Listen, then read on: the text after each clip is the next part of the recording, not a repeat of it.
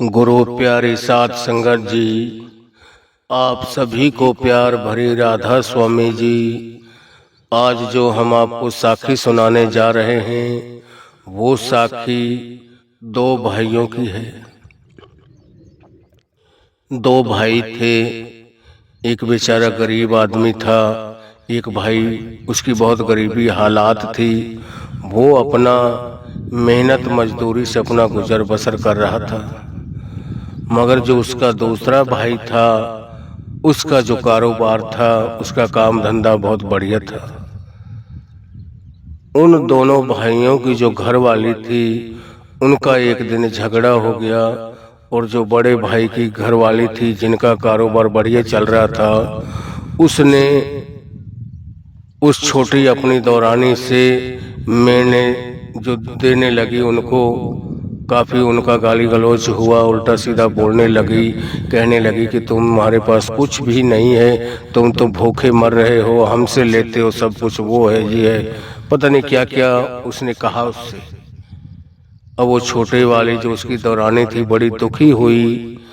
शाम को जब उसका पति आया, कहीं काम के मजदूरी पे गया हुआ था, आकर उसने अपने पति को सारी बात बताई कि भाई हम यहाँ नहीं रहेंगे, ये तेरी जितने की भी बिकता है, हमारा घर बार जो हमारे इसी की जमीन है, इसको बेचकर इनसे कहीं हम दूर रहेंगे।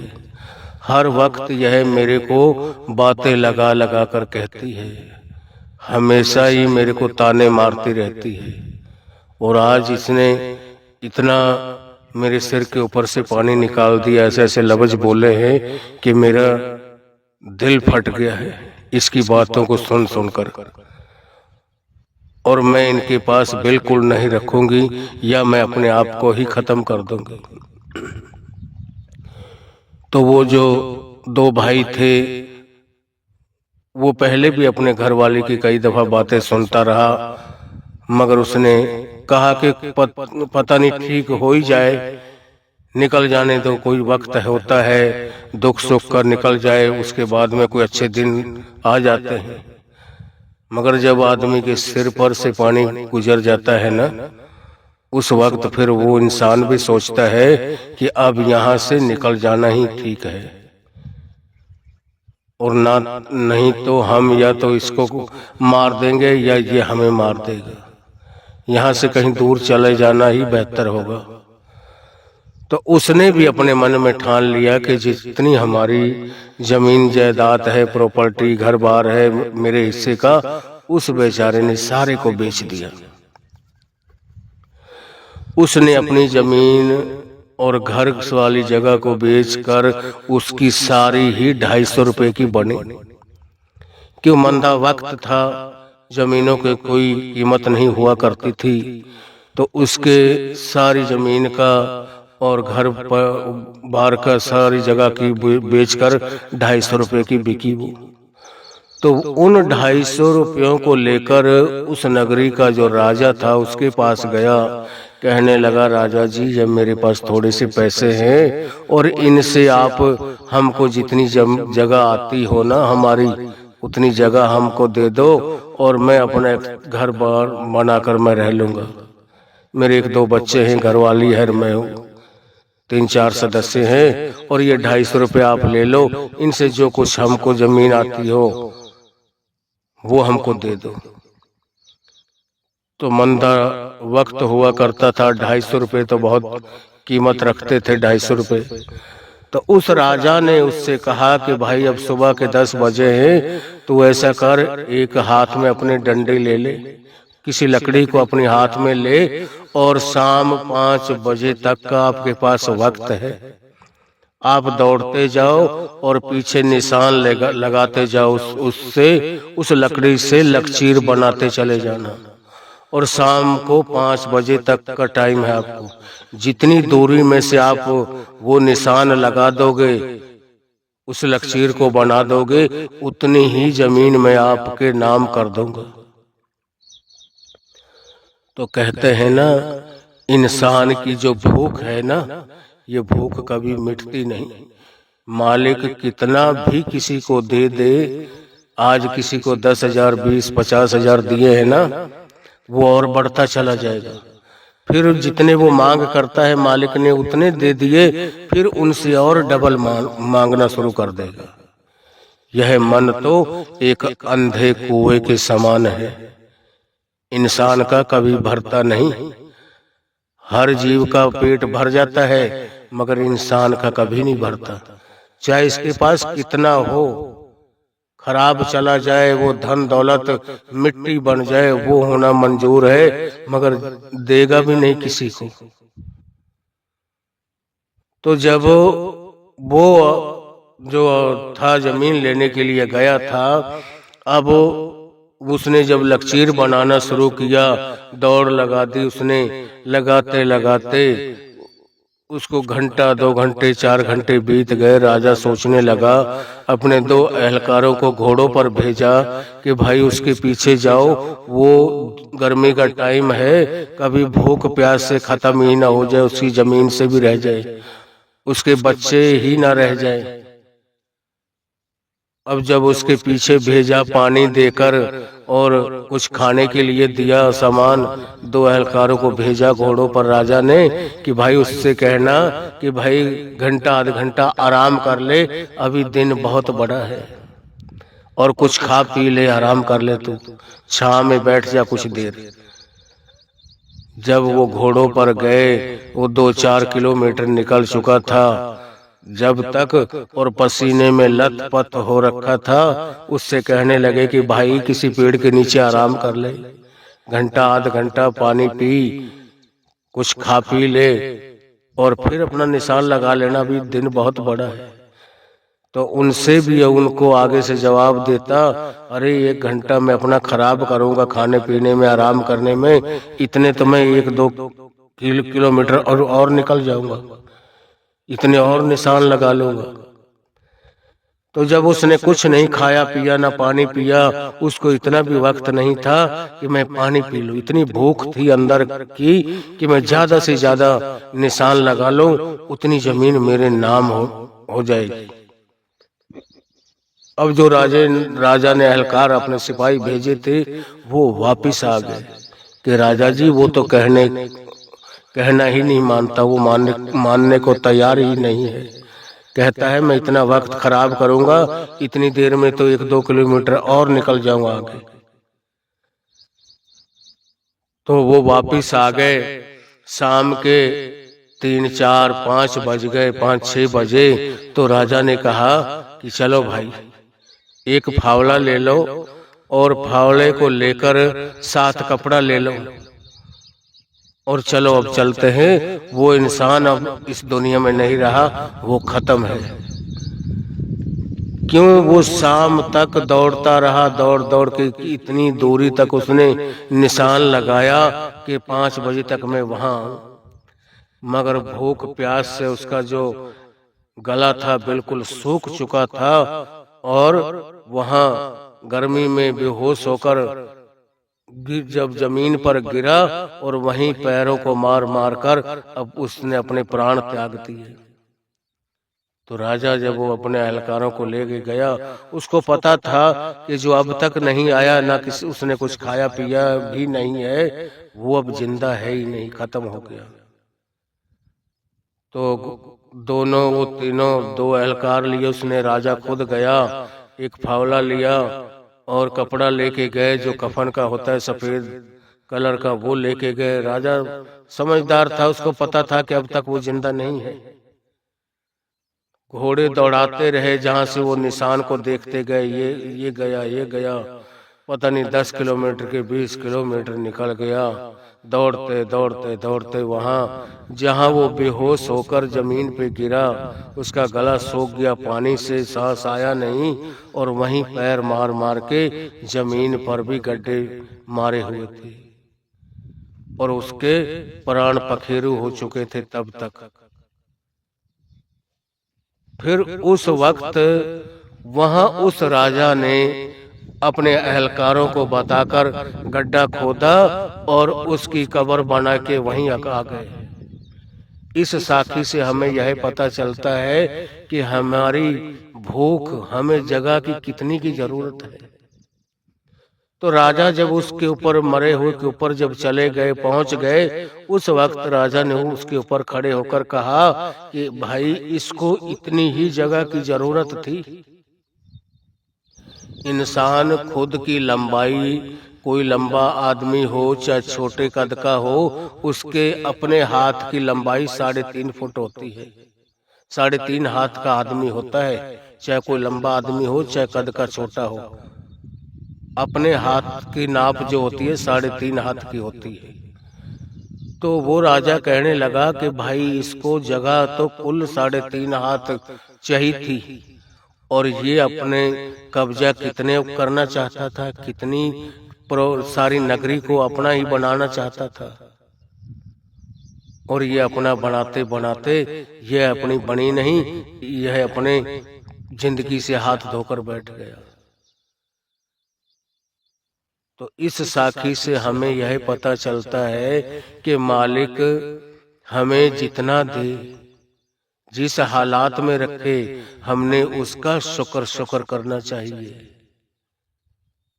हमें दुख में रखे, सुख में रखे, अगर राज कराए चाहे भीख मंगाए, सब कुछ उसके हाथ में है।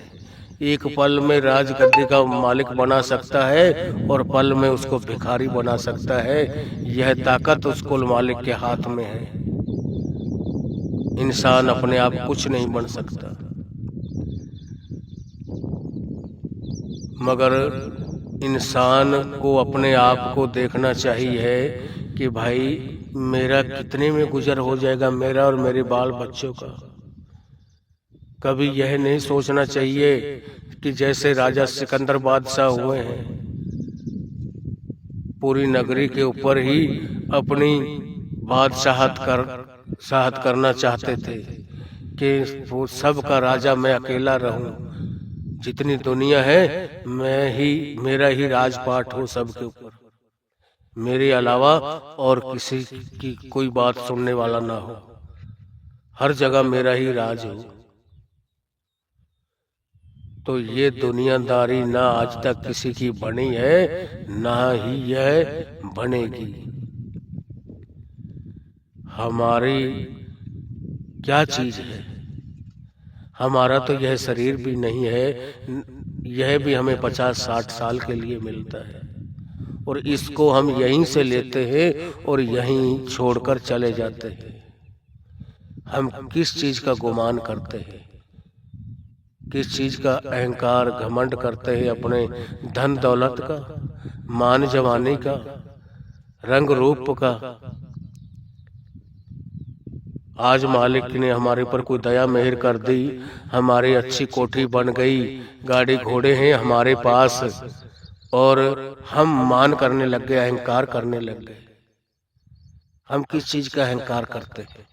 एक दिन हमने मिट्टी में मिल जाना है।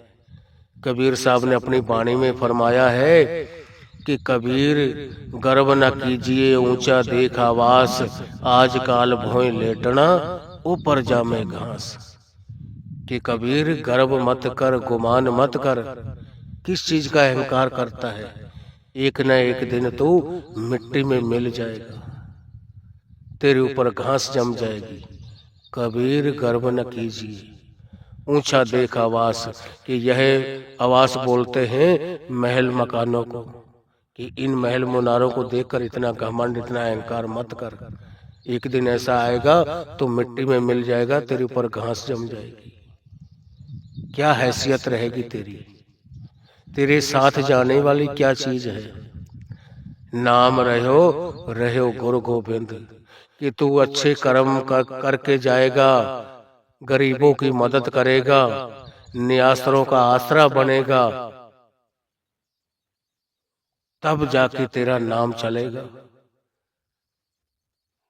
यह नहीं कि आज हम किसी को मार काट करके, किसी को खत्म करके हमें सुकून मिले, या वो मालिक, वो खुदा हमारे ऊपर खुश होगा।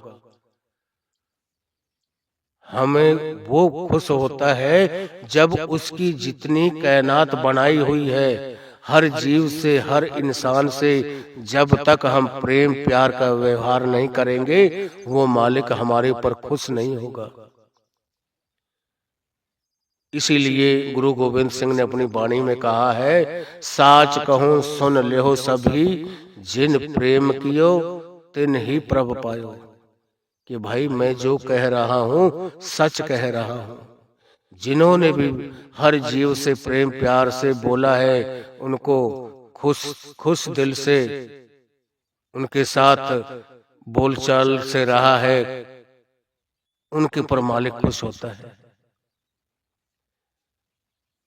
और जो इंसान से इंसान चिढ़ता है, यह समझो उस इंसान से नहीं चिढ़ रहा, यह तो उस परमात्मा के उस इंसान को बनाने वाले से चिढ़ रहा है कि वो मालिक हर इंसान के अंदर बैठा हुआ है।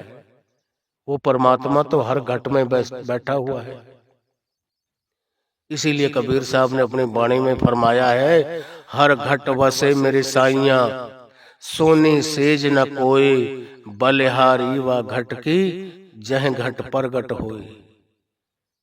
कि बलिहारी व घट की, कि वो परमात्मा हर घट घट में बसता है, मगर उसने वड्याई किसको बख्शी है, महिमा किसकी गाई है।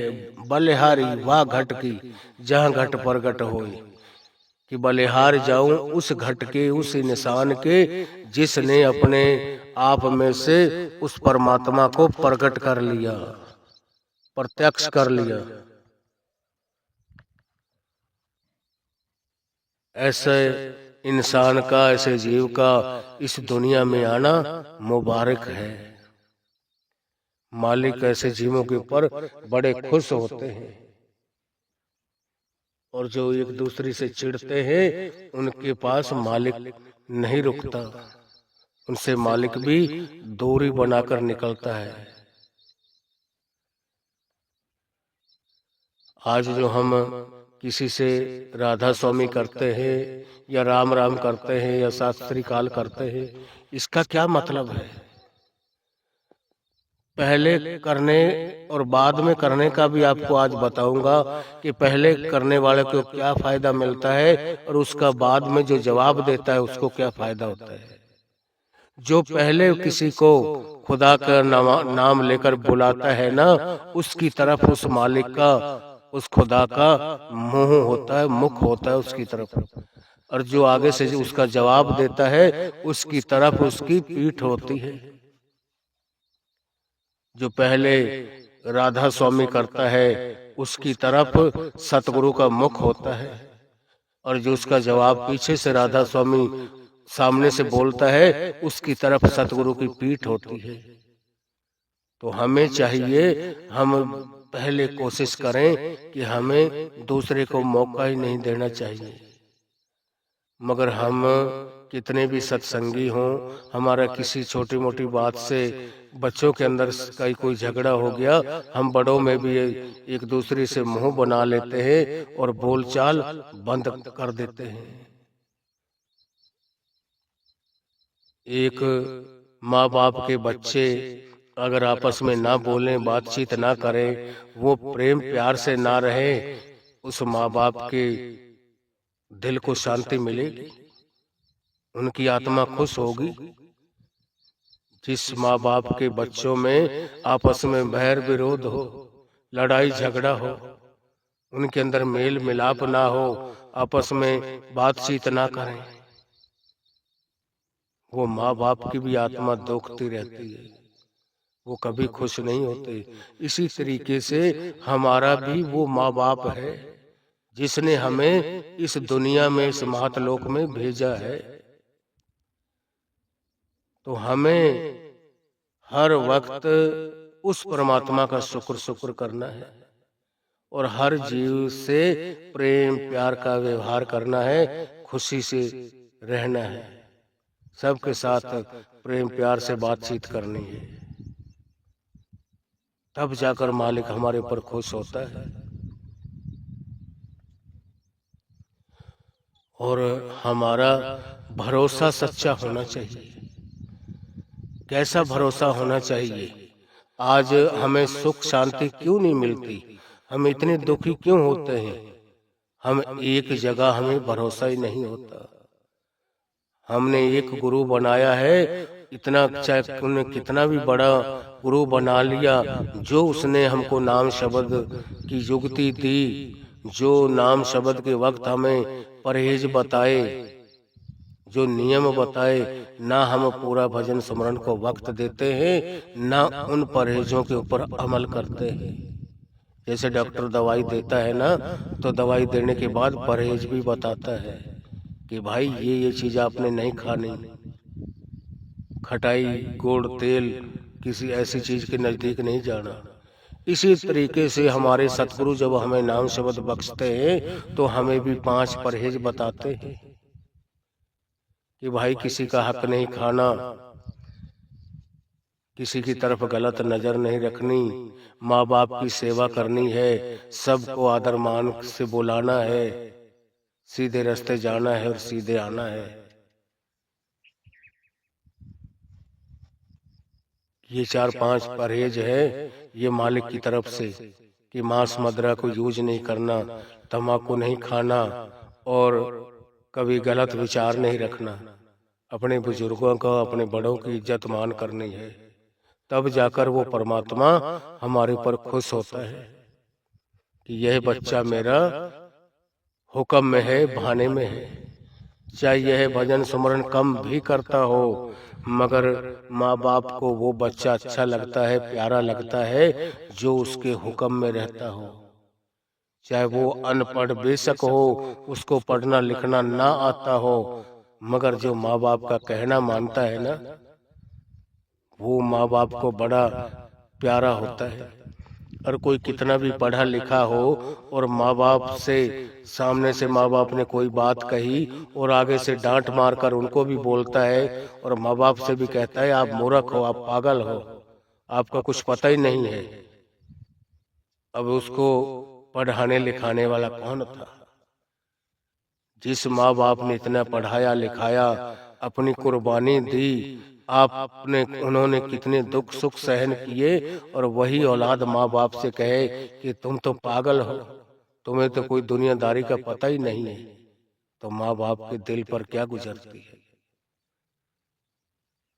तो माँ बाप को तो वही बच्चा प्यारा लगता है, चाहे एक दिन भी उसने स्कूल का मुंह ना देखा हो, माँ बाप ने आधी रात अपने लड़के से कुछ कहा है कि बेटा ये चीज लानी थी, आप वहां छोड़े, या आप बाहर भूल आए, या आप वहां जाओ, किसी काम से रात के 12 बजे खड़ा करके भेज दिया ना, तो जो मालिक के हुक्म में भाने में रहते हैं, माँ बाप की सेवा करते हैं, सबका आदर मान करते हैं, रात को 12 बजे ही उठकर चले जाएंगे।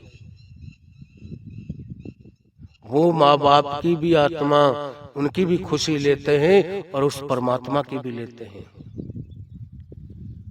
और जिसने माँ बाप का दिल दुखाया है और यह सोचे कि वो परमात्मा की मैं भजन बंदगी कर रहा हूँ, उसकी मैं सेवा करता हूँ, दान पुण्य करता हूँ, व्रत नियम करता हूँ, वो किसी काम के नहीं।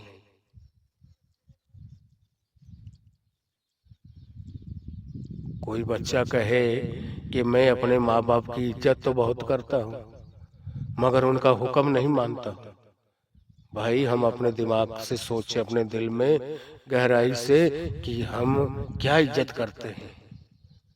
जो बच्चा कहे कि भाई मैं इज्जत तो अपने माँ बाप की बहुत करता हूँ, मगर उनका कहना नहीं मानता हूँ, जो माँ बाप कहते हैं वो काम नहीं करता हूँ मैं, क्या वो उन माँ बापों के दिल के अंदर से कोई पूछ कर देखे, उनके दिल को शांति मिलती है कभी? उनकी आत्मा ठंडी होगी कभी? माँ बाप तो उस बच्चे के ऊपर खुश होते हैं जो माँ बाप के हुक्म में भाने में रहता है, चाहे वो अनपढ़ हो, चाहे हम इस बात को कहीं भी घटा ले।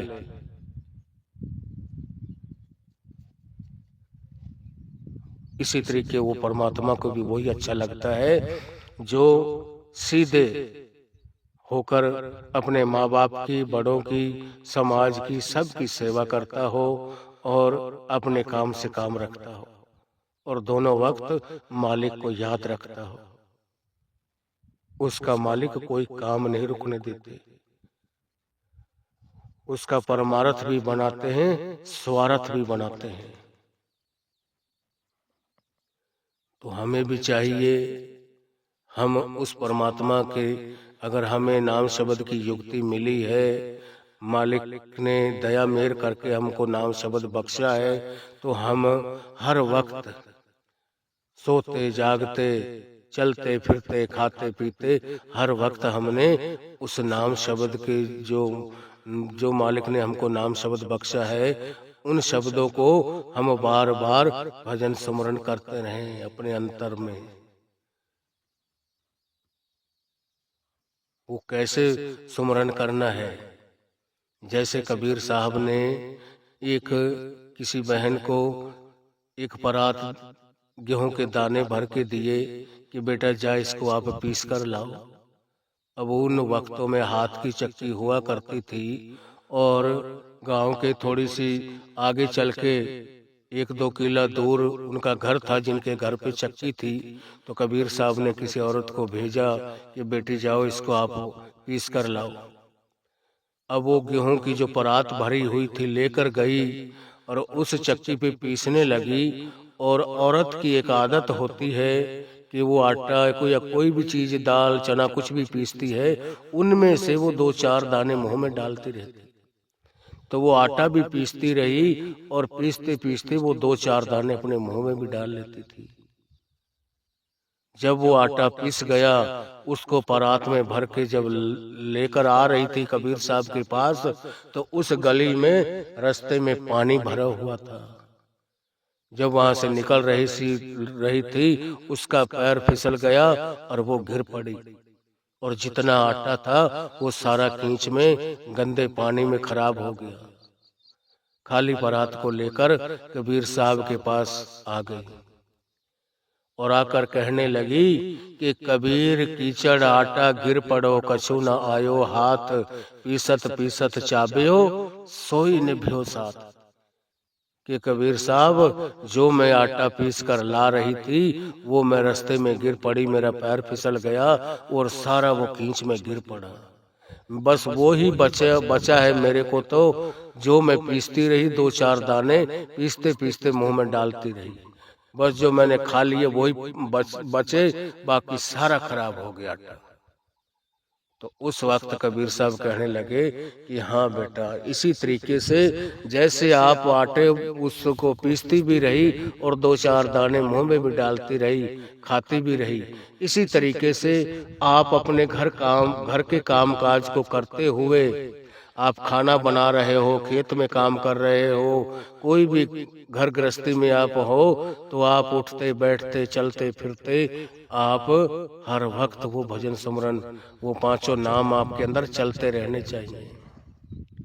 तो आपका हर वक्त ख्याल जब उस मालिक से अंदर जुड़ा रहेगा तो वो परमात्मा का भी ध्यान आपकी तरफ होगा। जब एक बच्चा माँ बाप को भूल जाता है ना, तो माँ बाप भी धीरे धीरे उनका भी उस बच्चे की तरफ से मोह प्यार हटना शुरू हो जाता है। वो भी इतना ध्यान नहीं रखते हैं। कहते हैं ना, प्यार को प्यार मिलता है। इंसान तो किस तरीके से है, जैसे हम किसी कुएं में से आवाज लगाएं, तो जैसी हम आवाज लगाएंगे उसमें, उसी तरीके की हमें वापस आवाज मिलेगी, ऐसी आवाज वापस आएगी। आज हम किसी से प्रेम प्यार से बोलेंगे, उसी तरीके हमको भी आगे से प्रेम प्यार से कोई बोलेगा।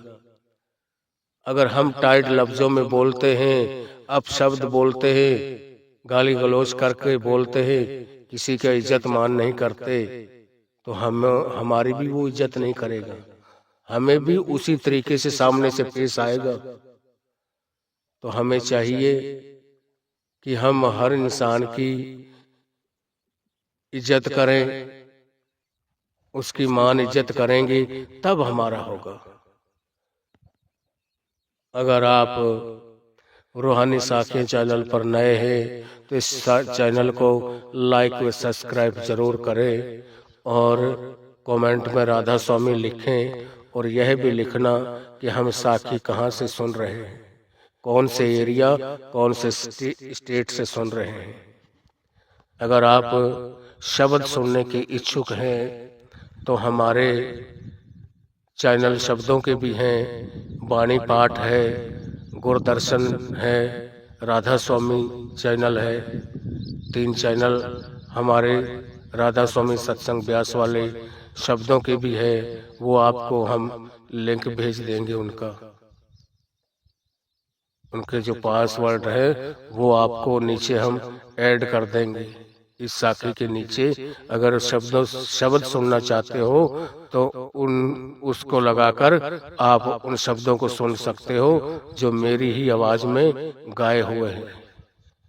राधा स्वामी।